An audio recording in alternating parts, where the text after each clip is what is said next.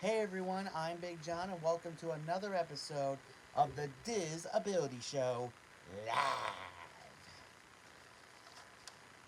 Alright, this week I want to talk to you about limited mobility tips. So, first of all, if you have any form of mobility issues and you are going to Disney, you can get one of those special mobility scooters, or you can bring your own. We have brought our own to Disneyland last time. My mom had to use one last April when we went to Disneyland because she had some foot trouble, but it's all better now. Also, when you get to the disability entrance for the rides, they will ask you if it's okay to get out of your scooter and into a vehicle. But if you do have a mobility issue and you want to go to Disney, you will still have a magical time. And another perfect opportunity for you to use the DAS Pass as well. So anyway, that's my tip. As always, if you have any questions on how to do Disney for people with disabilities, let me know in the chat if you're watching this live, or in the comments if you're watching this later. I'll make sure it gets into a future episode. And now it's time for this week's Top 5. So, the Epcot International Festival of the Arts is underway. And it's one of the most beautiful times of the year to visit Epcot. And I remember last year I went there on the last 2 days of the festival. It was pretty good. So many great artwork everywhere. More about that in just a few minutes. But right now, we are going to cover my top 5 offerings at the Festival of the Arts. Number 5, the paint by numbers. So during this festival, well, something that you can actually do at Epcot for free is do a paint by numbers thing. They will give you some paint, and they tell you to paint a certain number of squares, like 13 through 14. And then when it's all done, when it all comes together, it turns out to be something amazing. Usually it's Figment, because Figment is amazing. Number 4, the street chalk. Now, Festival of the Arts is an opportunity for chalk artists to create amazing 3D artwork on the walkways that connect, like what was known as Future World with World Showcase, so connecting World Celebration and World Showcase, and it's amazing. I mean, these artists, how do they do it? I'm just beguffled by it. Number 3, the 3D photo ops that they have. So they put these special photo ops around the park, usually like based on like famous paintings. And they also added a new one to promote Wish, and you can put yourself right in the painting, and and you're and just like that, boom, you're a piece of artwork. Number 2, the artist booths, where they sell their artwork. Now, Festival of the Arts is an amazing opportunity. Yes, you do, Uncle Tom. Yes, you do. Uh, my uncle, ladies and gentlemen. They Artists sell their artwork. They have booths all over the park, and it's and one that people especially love is this table, where the table stand is the Seven Dwarfs, and that's like $7,000. So yeah, people artists actually make big money off this festival. It's amazing. And I saw some live streams yesterday. I saw some pretty cool artwork of park maps. So if anyone going there today has some extra money, I'm just asking for a friend. And my number one offering during the Festival of the Arts, the Disney on Broadway concert series. Now, they have this at the American Gardens Theater, you know, like they do for all their concerts for the festivals. And they will have two Disney on Broadway performers do songs from their shows as well as songs from other shows.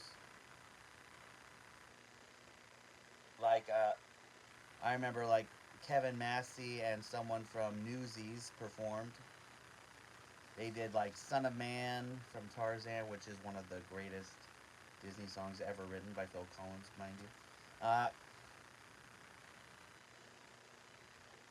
And yes, so you get a little Broadway during this because performing arts is all a part of the Festival of the Arts.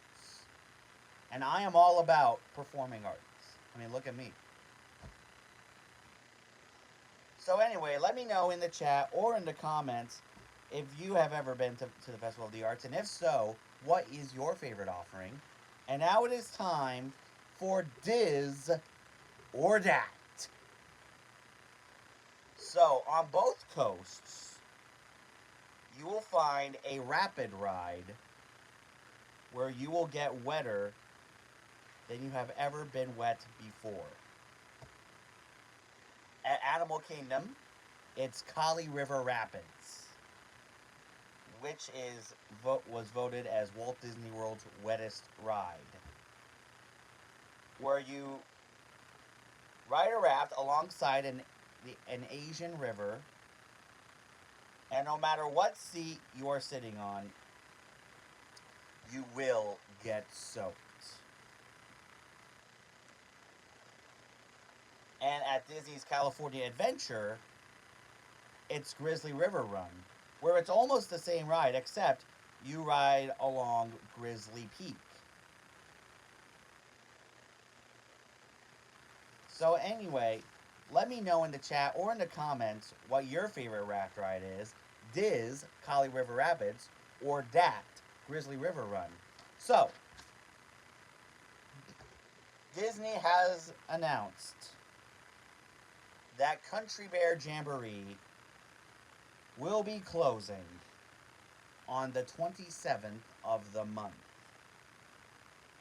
as it prepares for its transformation into the Country Bear Musical Jamboree, which will be slated to open this summer. Now, I'm shocked that they decided to do it this early. I right before I went down, because I kind of wanted to get one last good film of the show before it transformed. Now, I have a confession to make. When I first saw Country Bear Jamboree, I was not that thrilled with it. In fact, I just wanted to skip it and go ride Splash Mountain. But I remember that kind cast member, Greg, because he had a brother with autism, and he sat with us. This was back when the show was about 15 minutes long. And I could not sit down for 15 minutes. Anyone who knows me would know that. But then a few years later, when I saw it again and it got reduced to like 10 minutes, I said, okay, so it's grown on me a bit. And now one of their songs, Mama Don't Whoop Little Buford, has been in my head. Now I know that song, as well as most of the other songs in the show, they are not politically correct anymore, but it's still a great show. And I know there was some rumors about it being replaced by a Toy Story marionette show then a certain Disney news site started a petition to save the bears, and that Country Bears was staying. Then this past fall at Destination D, we got the announcement that it will change into Country Bear Musical Jamboree, which will feature all the same bears you know and love, but they will now be singing country western versions of Disney songs.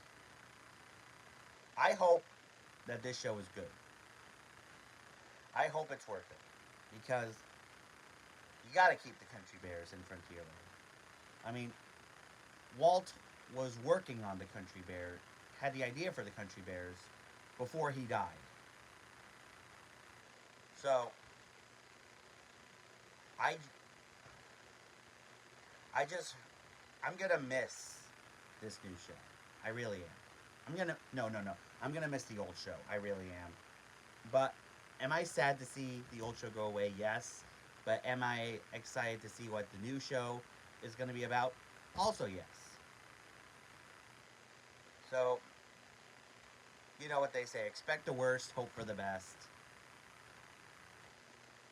So anyway, that's our show. As I said, if you have any questions on how to do Disney for people with disabilities, let me know in the chat if you're watching this live, or in the comments if you're watching this later. I'll make sure it gets into a future episode.